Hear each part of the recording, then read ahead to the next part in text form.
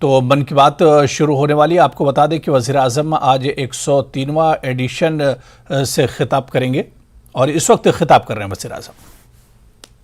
जुलाई का महीना यानी मॉनसून का महीना, बारिश का महीना।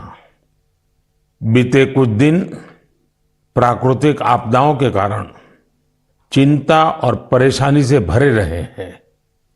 यमुना समेत कई नदियों में बाढ़ से कई इलाकों में लोगों को तकलीफ उठानी पड़ी है। पहाड़ी इलाकों में भूस्खलन की घटनाएं भी हुई हैं। इसी दौरान देश के पश्चिमी हिस्से में कुछ समय पूर्व गुजरात के इलाकों में बिपरजॉय साइक्लोन भी आया। लेकिन साथियों, इन आपदाओं के बीच हम सब देशवासियों ने फिर दिखाया है कि सामूहिक प्रयास की ताकत क्या होती है। स्थानीय लोगों ने, हमारे एनडीआरएफ के जवानों ने, स्थानीय प्रशासन के लोगों ने दिन रात लगाकर ऐसी आपदाओं का मुकाबला किया है। किसी भी आपदा से निपटने में हमारे सामर्थ्य और संसाधनों की भूमिका बड़ी होती है, लेकिन इसके साथ ही हमारी संवेदनशीलता और एक दूसरे का हाथ थामने की भावना उतनी ही अहम होती है। सर्वजन हिताय की यही भावना भारत की पहचान भी है और भारत की ताकत भी है। साथियों, बारिश का यही समय वृक्षारोपण और जल संरक्षण के लिए भी उतना ही जरूरी होता है। आजादी के अमृत महोत्सव के दौरान बने 60,000 से ज्यादा अमृत सरोवरों में भी रौनक बढ़ गई है।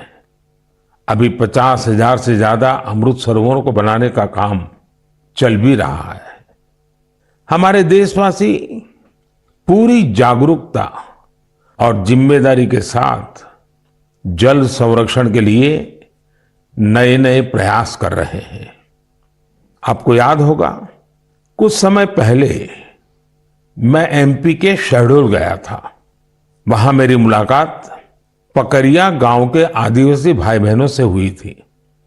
वहीं पर मेरी धर्मशाला में स्मार्ट सिटी प्रोजेक्ट्स में गड़बड़झाले से जुड़े मामले पर न्यूज 18 की खबर का असर। आवास एवं शहरी विकास मंत्रालय का बड़ा एक्शन। मंत्रालय ने अपने अनुभाग अधिकारी को दिए जांच के आदेश।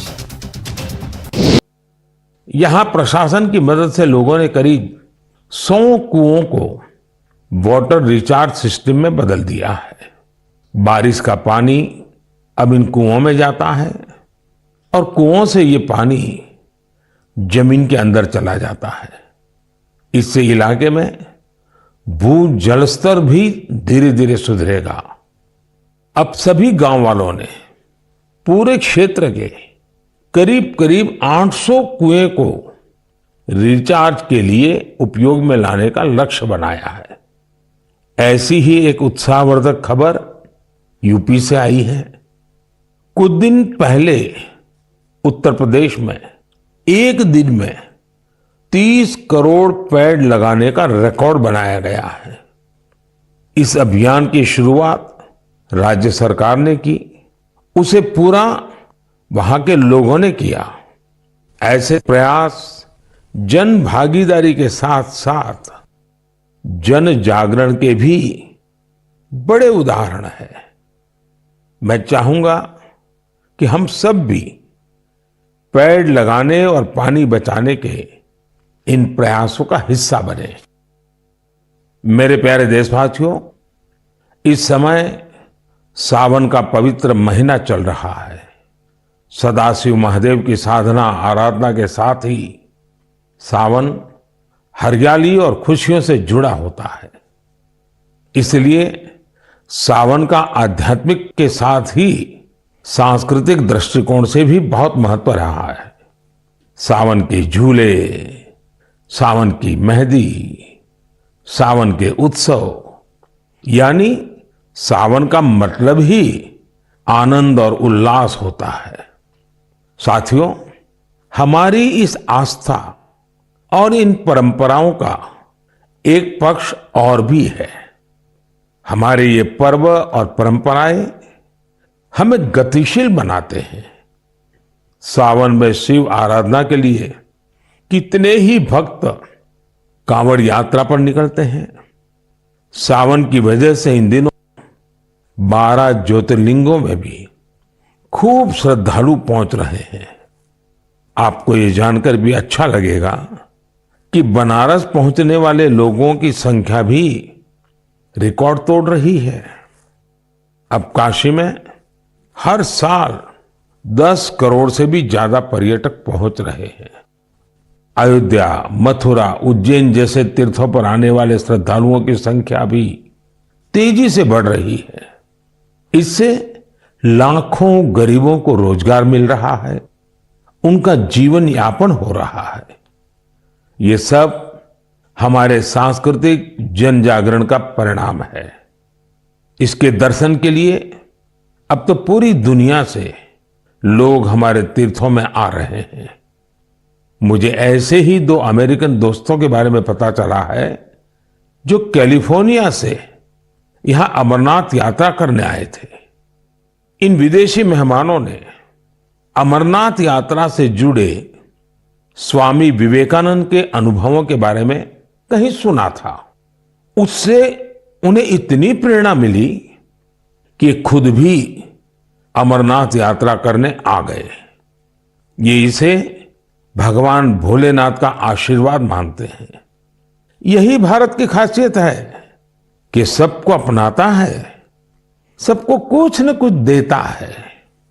ऐसी ही एक फ्रेंच मुल्क की महिला है शार्लोट शोपा। बीते दिनों जब मैं फ्रांस गया था तो इनसे मेरी मुलाकात हुई थी।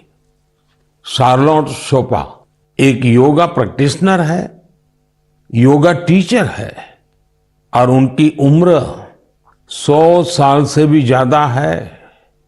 सेंचुरी पार कर चुकी है। वो पिछले 40 साल से योग प्रैक्टिस कर रही हैं। वो अपने स्वास्थ्य और 100 साल की इस आयु का श्रेय योग को ही देती है। वो दुनिया में भारत के योग विज्ञान और इसकी ताकत का एक प्रमुख चेहरा बन गई है। इनसे हर किसी को सीखना चाहिए। हम न केवल अपनी विरासत को अंगीकार करें बल्कि उसे जिम्मेदारी के साथ विश्व के सामने प्रस्तुत भी करें। और मुझे खुशी है कि ऐसा ही एक प्रयास इन दिनों उज्जैन में चल रहा है। यहां देश भर के 18 चित्रकार पुराणों पर आधारित आकर्षक चित्रकथाएं बना रहे हैं। ये चित्र बूंदी शैली, नाथद्वारा शैली, पहाड़ी शैली और अपभ्रंश शैली जैसी कई विशिष्ट शैलियों में बनेंगे।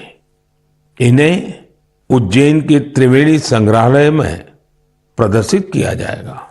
यानी कुछ समय बाद जब आप उज्जैन जाएंगे तो महाकाल महालोक के साथ साथ एक और दिव्य स्थान के आप दर्शन कर सकेंगे। साथियों, उज्जैन में बन रही इन पेंटिंग्स की बात करते हुए मुझे एक और अनोखी पेंटिंग की याद आ गई है। ये पेंटिंग राजकोट के एक आर्टिस्ट प्रभात सिंह मोड़भाई बरहाट जी ने बनाई थी। ये पेंटिंग छत्रपति वीर शिवाजी महाराज के जीवन के एक प्रसंग पर आधारित थी। आर्टिस्ट प्रभात भाई ने दर्शाया था कि छत्रपति शिवाजी महाराज राज्याभिषेक के बाद अपनी कुलदेवी तुलजा माता के दर्शन करने जा रहे थे तो उस समय क्या माहौल था। अपनी परंपराओं, अपनी धरोहरों को जीवंत रखने के लिए हमें उन्हें सहेजना होता है, उन्हें जीना होता है, उन्हें अगली पीढ़ी को सिखाना होता है। मुझे खुशी है कि आज इस दिशा में अनेकों प्रयास हो रहे हैं। मेरे प्यारे देशवासियों, कई बार जब हम इकोलॉजी, फ्लोरा, फोना, बायोडायवर्सिटी, जैसे शब्द सुनते हैं तो कुछ लोगों को लगता है कि ये तो स्पेशलाइज सब्जेक्ट है, इनसे जुड़े एक्सपर्ट के विषय हैं, लेकिन ऐसा नहीं है। अगर हम वाकई प्रकृति प्रेम करते हैं तो हम अपने छोटे छोटे प्रयासों से भी बहुत कुछ कर सकते हैं। तमिलनाडु में वाड़ावल्ली के एक साथी हैं सुरेश राघवन जी। राघवन जी को पेंटिंग का शौक है। आप जानते हैं, पेंटिंग कला और कैनवास से जुड़ा काम है, लेकिन राघवन जी ने तय किया कि वो अपनी पेंटिंग्स के जरिए पेड़ पौधों और जीव जंतुओं की जानकारी को संरक्षित करेंगे। वो अलग अलग फ्लोरा और फौना की पेंटिंग्स बनाकर उनसे जुड़ी जानकारी का डॉक्यूमेंटेशन करते हैं। वो अब तक दर्जनों ऐसी चिड़ियाओं की, पशुओं की, ऑर्चिड्स की पेंटिंग्स बना चुके हैं जो विलुप्त होने की कगार पर है। कला के जरिए प्रकृति की सेवा करने का ये उदाहरण वाकई अद्भुत है। मेरे प्यारे देशवासियों, आज मैं आपको एक और दिलचस्प बात भी बताना चाहता हूं। कुछ दिन पहले सोशल मीडिया पर एक अद्भुत क्रेज था। अमेरिका ने हमें 100 से ज्यादा दुर्लभ और प्राचीन कलाकृतियां वापस लौटाई है। इस खबर के सामने आने के बाद सोशल मीडिया पर इन कलाकृतियों को लेकर खूब चर्चा हुई। युवाओं में अपनी विरासत के प्रति गर्व का भाव दिखा। भारत लौटी ये कलाकृतियां 2500 साल से लेकर 250 साल तक पुरानी हैं। आपको यह भी जानकर खुशी होगी कि इन दुर्लभ चीजों का नाता देश के अलग अलग क्षेत्रों से है। ये टेराकोटा, स्टोन, मेटल और लकड़ी के इस्तेमाल से बनाई गई है। इनमें से कुछ तो ऐसी हैं जो आपको आश्चर्य से भर देगी। आप इन्हें देखेंगे तो देखते ही रह जाएंगे। इनमें 11वीं शताब्दी का एक खूबसूरत सैंडस्टोन स्कल्पचर भी आपको देखने को मिलेगा। ये नृत्य करती हुई एक अप्सरा की कलाकृति है जिसका नाता मध्य प्रदेश से है। चोल युग की कई मूर्तियां भी इनमें शामिल है। देवी और भगवान मुरुगन की प्रतिमाएं तो 12वीं शताब्दी की है और तमिलनाडु की वैभवशाली संस्कृति से जुड़ी है। भगवान गणेश की करीब 1000 वर्ष पुरानी कांसे की प्रतिमा भी भारत को लौटाई गई है। ललितासन में बैठे उमा महेश्वर की एक मूर्ति 11वीं शताब्दी की बताई जाती है, जिसमें वे दोनों नंदी पर आसीन है। पत्थरों से बनी जैन तीर्थंकरों की 2 मूर्तियां भी भारत वापिस आई है।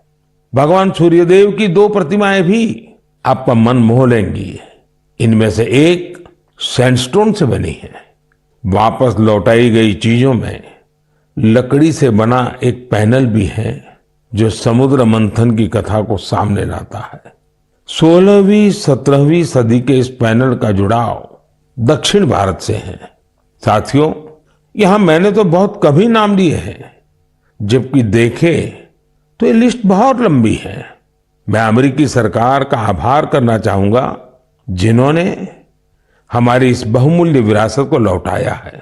2016 और 2021 में भी जब मैंने अमेरिका की यात्रा की थी, तब भी कई कलाकृतियां भारत को लौटाई गई थी।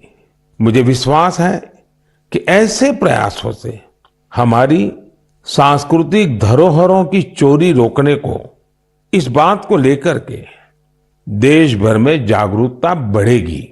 इससे हमारी समृद्ध विरासत से देशवासियों का लगाव भी और गहरा होगा। मेरे प्यारे देशवासियों, देवभूमि उत्तराखंड की कुछ माताओं और बहनों ने जो पत्र मुझे लिखे हैं वो भावुक कर देने वाले हैं। उन्होंने अपने बेटे को, अपने भाई को खूब सारा आशीर्वाद दिया है। उन्होंने लिखा है कि उन्होंने कभी कल्पना भी नहीं की थी कि हमारी सांस्कृतिक धरोहर रहा भोजपत्र उनकी आजीविका का साधन बन सकता है। आप सोच रहे होंगे कि यह पूरा माजरा है क्या? साथियों, तो मुझे ये पत्र लिखे हैं चमोली जिले की नीति माणा घाटी की महिलाओं ने। ये वो महिलाएं हैं जिन्होंने पिछले साल अक्टूबर में मुझे भोजपत्र पर एक अनूठी कलाकृति भेंट की थी। ये उपहार पाकर मैं भी बहुत अभिभूत हो गया। आखिर हमारे यहाँ प्राचीन काल से हमारे शास्त्र और ग्रंथ इन्हीं भोजपत्रों पर सहेजे जाते रहे हैं। महाभारत भी तो इसी भोजपत्र पर लिखा गया था। आज देवभूमि की ये महिलाएं इस भोजपत्र से बेहद सुंदर सुंदर कलाकृतियां और स्मृति चिन्ह बना रही हैं। माणा गांव की यात्रा के दौरान मैंने उनके इस यूनिक प्रयास की सराहना की थी। मैंने देवभूमि आने वाले पर्यटकों से अपील की थी कि वो यात्रा के दौरान ज्यादा से ज्यादा लोकल प्रोडक्ट्स खरीदें। इसका वहां बहुत असर हुआ है। आज भोजपत्र के उत्पादों को यहां आने वाले तीर्थयात्री काफी पसंद कर रहे हैं और इसे अच्छे दामों पर खरीद भी रहे हैं। भोजपत्र की यह प्राचीन विरासत उत्तराखंड की महिलाओं के जीवन में खुशहाली के नए नए रंग भर रही है। मुझे यह जानकर भी खुशी हुई है कि भोजपत्र से नए नए प्रोडक्ट बनाने के लिए राज्य सरकार महिलाओं को ट्रेनिंग भी दे रही है। राज्य सरकार ने भोजपत्र की दुर्लभ प्रजातियों को संरक्षित करने के लिए भी अभियान शुरू किया है। जिन क्षेत्रों को कभी देश का आखिरी छोर माना गया था, उन्हें अब देश का प्रथम गांव मानकर विकास हो रहा है। ये प्रयास अपनी परंपरा और संस्कृति को संजोने के साथ आर्थिक तरक्की का भी जरिया बन रहा है। मेरे प्यारे देशवासियों, मन की बात में मुझसे इस बार काफी संख्या में ऐसे पत्र भी मिले हैं जो मन को बहुत ही संतोष देते हैं। ये चिट्ठी उन मुस्लिम महिलाओं ने लिखी है जो हाल ही में हज यात्रा करके आई है। उनकी ये यात्रा कई मायनों में बहुत खास है। ये वो महिलाएं हैं जिन्होंने हज की यात्रा बिना किसी पुरुष सहयोगी या महरम के बिना पूरी की है और ये संख्या 150 नहीं बल्कि 4000 से ज्यादा है। यह एक बड़ा बदलाव है। पहले मुस्लिम महिलाओं को बिना महरम हज करने की इजाजत नहीं थी।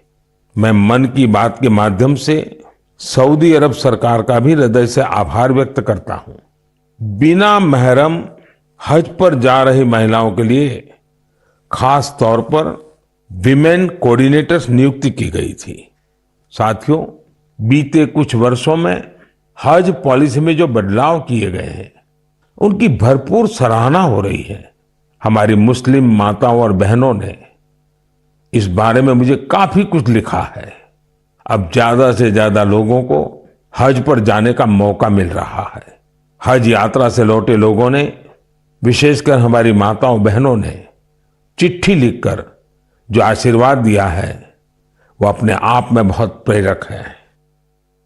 मेरे प्यारे देशवासियों, जम्मू कश्मीर में म्यूजिकल नाइट्स हो, हाई एल्टीट्यूड में बाइक रैलीज हो, चंडीगढ़ के लोकल क्लब हो और पंजाब में ढेर सारे स्पोर्ट्स ग्रुप्स हो, ये सुनकर लगता है एंटरटेनमेंट की बात हो रही है, एडवेंचर की बात हो रही है।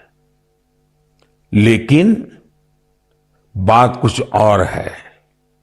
ये आयोजन एक कॉमन कॉज से भी जुड़ा हुआ है और ये कॉमन कॉज है ड्रग्स के खिलाफ जागरूकता अभियान।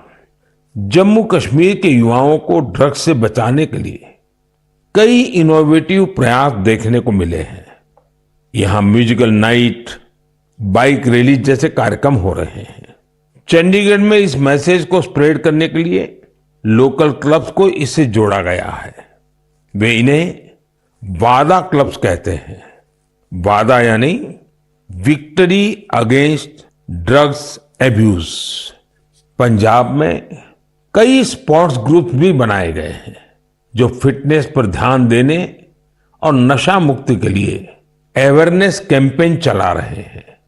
नशे के खिलाफ अभियान में युवाओं की बढ़ती भागीदारी बहुत उत्साह बढ़ाने वाली है। ये प्रयास भारत में नशे के खिलाफ अभियान को बहुत ताकत देते हैं।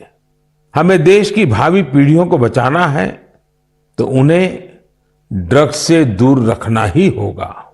इसी सोच के साथ 15 अगस्त 2020 को नशा मुक्त भारत अभियान की शुरुआत की गई थी। इस अभियान से 11 करोड़ से ज्यादा लोगों को जोड़ा गया है।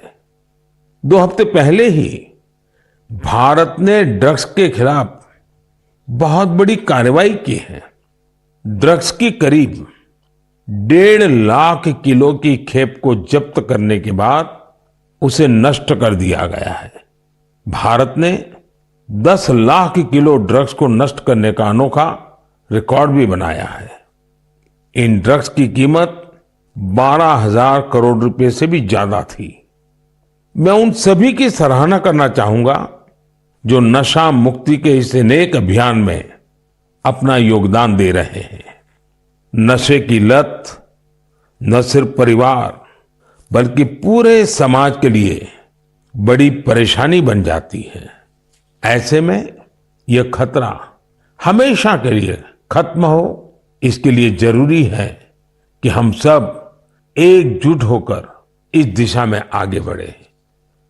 मेरे प्यारे देशवासियों, जब बात और युवा पीढ़ी की हो रही है तो मैं आपको मध्य प्रदेश की एक इंस्पायरिंग जर्नी के बारे में भी बताना चाहता हूं। ये इंस्पायरिंग जर्नी है मिनी ब्राजील की। आप सोच रहे होंगे कि मध्य प्रदेश में मिनी ब्राजील कहां से आ गया। यही तो ट्विस्ट है। एमपी के शहडोल में एक गांव है विचारपुर। विचारपुर को मिनी ब्राजील कहा जाता है। मिनी ब्राजील इसलिए क्योंकि ये गांव आज फुटबॉल के उभरते सितारों का गढ़ बन गया है। जब कुछ हफ्ते पहले मैं शहडोल गया था तो मेरी मुलाकात वहां ऐसे बहुत सारे फुटबॉल खिलाड़ियों से हुई थी। मुझे लगा कि इस बारे में हमारे देशवासियों को और खासकर युवा साथियों को जरूर जानना चाहिए। साथियों, विचारपुर गांव के मिनी ब्राजील बनने की यात्रा 2-2.5 दशक पहले शुरू हुई थी। उस दौरान विचारपुर गांव अवैध शराब के लिए बदनाम था, नशे की गिरफ्त में था। इस माहौल का सबसे बड़ा नुकसान यहां के युवाओं को हो रहा था। एक पूर्व नेशनल प्लेयर और कोच रईस अहमद ने इन युवाओं की प्रतिभा को पहचाना। रईस जी के पास संसाधन ज्यादा नहीं थे, लेकिन उन्होंने पूरी लगन से युवाओं को फुटबॉल सिखाना शुरू किया। कुछ साल के भीतर ही यहां फुटबॉल इतनी पॉपुलर हो गई कि विचारपुर गांव की पहचान ही फुटबॉल से होने लगी। अब यहां फुटबॉल क्रांति नाम से एक प्रोग्राम भी चल रहा है। इस प्रोग्राम के तहत युवाओं को इस खेल से जोड़ा जाता है और उन्हें ट्रेनिंग दी जाती है। ये प्रोग्राम इतना सफल हुआ है कि विचारपुर से नेशनल और स्टेट लेवल के 40 से ज्यादा खिलाड़ी निकले हैं। ये फुटबॉल क्रांति अब धीरे धीरे पूरे क्षेत्र में फैल रही है। शहडोल और उसके आसपास के काफी बड़े इलाके में 1200 से ज्यादा फुटबॉल क्लब बन चुके हैं। यहां से बड़ी संख्या में ऐसे खिलाड़ी निकल रहे हैं जो नेशनल लेवल पर खेल रहे हैं। फुटबॉल के कई बड़े पूर्व खिलाड़ी और कोच आज यहां युवाओं को ट्रेनिंग दे रहे हैं। आप सोचिए, एक आदिवासी इलाका जो अवैध शराब के लिए जाना जाता था, नशे के लिए बदनाम था, वो अब देश की फुटबॉल नर्सरी बन गया है। इसलिए तो कहते हैं जहां चाह वहां राह। हमारे देश में प्रतिभाओं की कमी नहीं है। जरूरत है तो उन्हें तलाशने की और तराशने की। इसके बाद यही युवा देश का नाम रोशन भी करते हैं और देश के विकास को दिशा भी देते हैं। मेरे प्यारे देशवासियों, आजादी के 75 साल पूरे होने के अवसर पर हम सभी पूरे उत्साह से अमृत महोत्सव मना रहे हैं। अमृत महोत्सव के दौरान देश में करीब करीब 2 लाख कार्यक्रमों का आयोजन किया गया है। ये कार्यक्रम एक से बढ़कर एक रंगों से सजे थे, विविधता से भरे थे। इन आयोजनों की एक खूबसूरती ये भी रही कि इनमें रिकॉर्ड संख्या में युवाओं ने हिस्सा लिया। इस दौरान हमारे युवाओं को देश की महान विभूतियों के बारे में बहुत कुछ जानने को मिला। पहले कुछ महीनों की बात करें तो जन भागीदारी से जुड़े कई दिलचस्प कार्यक्रम देखने को मिले। ऐसा ही एक कार्यक्रम था दिव्यांग लेखकों के लिए राइटर मीट का आयोजन। इसमें रिकॉर्ड संख्या में लोगों की सहभागिता देखी गई। वहीं आंध्र प्रदेश के तिरुपति में राष्ट्रीय संस्कृत सम्मेलन का आयोजन हुआ। हम सभी जानते हैं कि हमारे इतिहास में किलों का, फोर्ट्स का कितना महत्व रहा है। इसी को दर्शाने वाली एक कैंपेन किले और कहानियां यानी फोर्ट से जुड़ी कहानियां भी लोगों को खूब पसंद आई। साथियों, आज जब देश में चारों तरफ अमृत महोत्सव की गूंज है, 15 अगस्त पास ही है, तो देश में एक और बड़े अभियान की शुरुआत होने जा रही है। शहीद वीर वीरांगनाओं को सम्मान देने के लिए मेरी माटी मेरा देश अभियान शुरू होगा।